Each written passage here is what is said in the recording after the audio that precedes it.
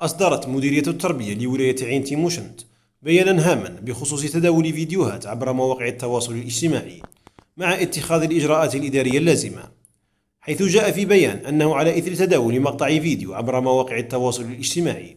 يوثق الحفل الذي نظم يوم الخميس 30 أبريل 2026 على مستوى متوسطة بوسعيد عائشة بعين تيموشنت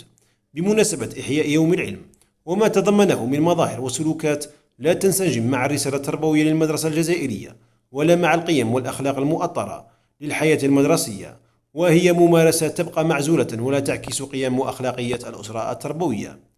وعلى إثر ذلك قامت مديرية التربية لولاية عين تيموشنت باتخاذ الإجراءات الإدارية اللازمة بصفة فورية تنفيذا لتعليمات وزير التربية الوطنية، والتوقيف الفوري لمديرة المتوسطة وكل من ثبتت مسؤوليته أو تورطه في تنظيم هذا النشاط. كما تدعو المديرية كافة أعضاء الجماعة التربوية على مستوى الولاية إلى التحلي بروح المسؤولية والالتزام الصارم بالضوابط المؤطرة لأنشطة التربوية والثقافية داخل المؤسسات التربوية، بما يضمن الحفاظ على صورة المدرسة الجزائرية ورسالتها النبيلة.